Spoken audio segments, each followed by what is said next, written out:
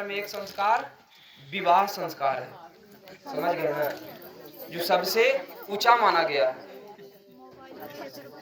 भगवान कहते हैं कि जो मंडप बना है वर वधू को हर चीज एक एक सीख देता है, ज्ञान प्रदान करता है। बांस का ही मंडप क्यों गढ़ाया जाता है और कुछ भी है? तो वही भगवान कहते हैं नारद जी को कि बांस को वंशज का रूप माना गया है। बांस क्या है? वंशज है। भगवान कहते हैं नारद जी को कि नमो पापो कर्मणा पापो च वंशजम पुत्रादे शिखाम जन्नार्दनम आरोग्य बल बुद्धि प्रदान।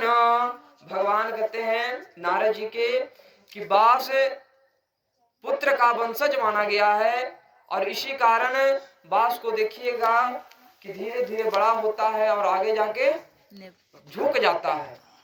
बांस हमें यह सीख देता है कि आप जीवन में बहुत बड़े बन जाइए, बहुत ऊंचे शिखर पर पहुंच जाइए, पर जो बड़े लोग हैं उनके ऊपर आप अपना आदर और स्नेह बनाकर रखिए। ये बात सिखाता है, समझ गए ना। इसमें कितना लोग साइंस के स्टूडेंट बैठे होंगे, समझ गए ना।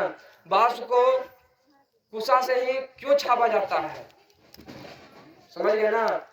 तो बांस कुचालक होता है और वो सुचालक होता है, इसलिए जो भी बीच में बैठे हैं, मंडप में बैठे हैं, समझ गए ना, उनके ऊपर विद्युतीय तरंग न गिरे, इसलिए कुश से छाया जाता है।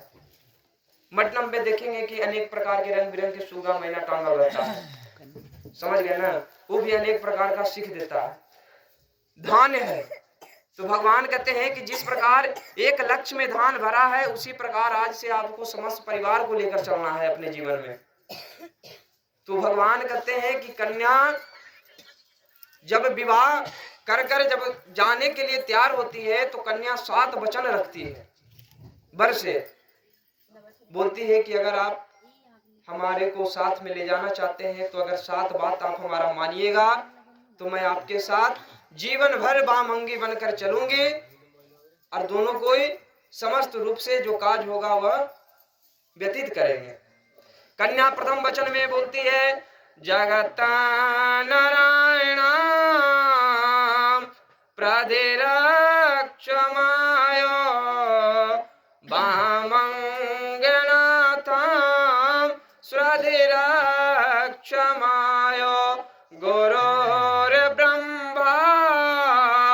त्रिधिरक्षमायो परमेश्वरनाथम वामंगमायो। कन्या प्रथम वचन में कहती है कि अगर आप हमारे 7 वचनों को मानिएगा तो मैं आपके साथ चलने के लिए तैयार हूँ। मेरा प्रथम वचन है कि जिस प्रकार आप अपने माता पिता को प्यार दिया करते थे, उनका बात माना करते थे, उसी प्रकार आज से मेरे पिता और माता जी का भी बात उसी प्रकार मानना होगा। अगर आप इस बात को मानते हैं तो मैं आपके साथ बामंगी बनकर चलने के लिए तैयार हूँ। यह कन्या प्रथम वचन बोलती है, स्वीकार है ना। भगवान कहते हैं कि कन्या दूसरे वचन में कहती है वामंगमायो त्रिथ जनार्दन प्रधिरक्षमायो वामंगनाथम।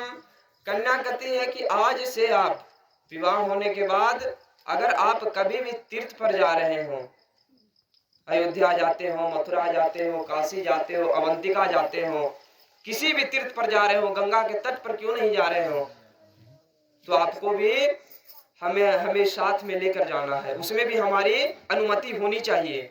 अगर आप अकेले चले जाते हैं, हमको नहीं लेकर चले जाते हैं, तो मैं आपके साथ बामंगी बनकर चलने के लिए तैयार नहीं हूँ। ये कन्या दूसरे वचन में कहती है। तीसरे वचन में कन्या कहती है नमो तीर्थम महाभाग्याम जगत जन्ने परमेश्वरे वाक्याम नमो रुद्रा स्वरूपेण वस्तुता भू भूमि भूमस्य नमो निर्माण्य वामंगे तीर्थरूपम नमस्तुता।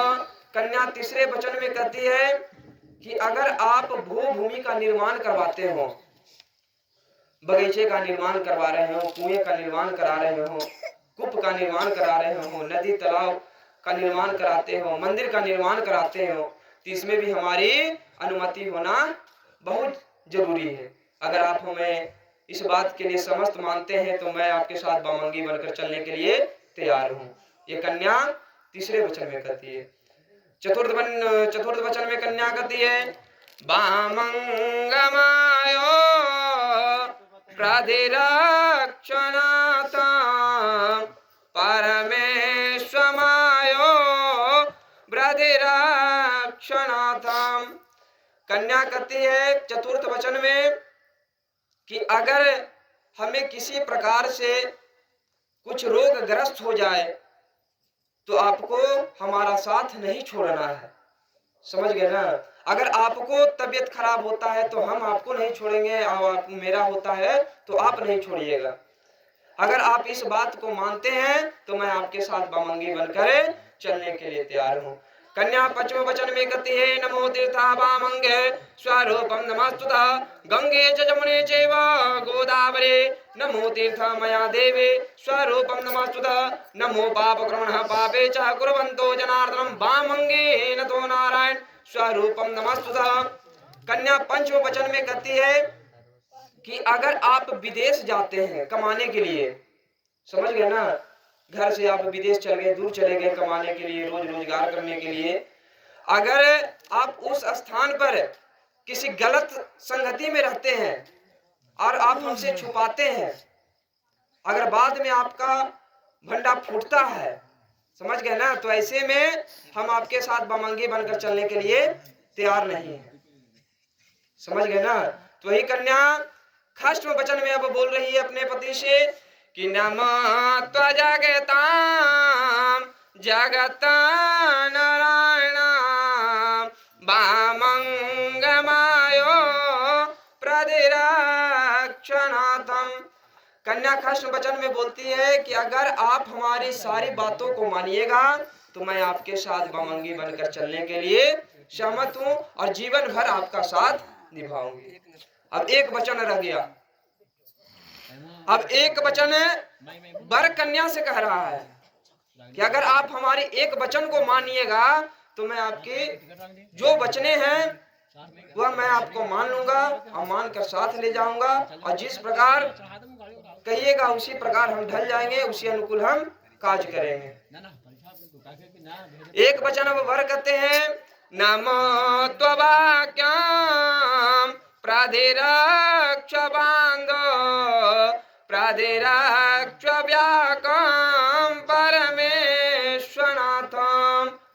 वर कन्या से एक वचन कहता है कि अगर आप किसी भी जगह पर बैठे हो, गृह में हो, घर में हो, परिवार जन में गए हो, किसी के यहाँ गए हो, तो वही वर कह रहा है कि अगर आप किसी के द्वारा या किसी के घर में या अपने घर में बैठे हो, उस स्थान पर बंधु जन बैठे हो, परिवार जन घर के सदस्य बैठे हो, और उस जगह पर अगर हम आ जाते हैं और हंसी टिटोली मजाक होता हो तो हमारे सामने आपको कदापि ये काज नहीं करना है। ये नहीं कि हम भी बैठे हैं, आप भी बैठे हैं, 10 गो लोग बैठे हैं, खी, ये सब काज हमारे ऊपर कदापि नहीं करना है। अगर आप हमारे एक वचन को मानिएगा तो मैं आपका जो भी वचने हैं परिपूर्ण रूप से मानकर मैं आपके साथ बामंगी बनकर चलने के लिए तैयार हूँ। प्रेम से बोलिए लक्ष्मी नारायण भगवान की जय। दोनों को छोड़ दीजिए।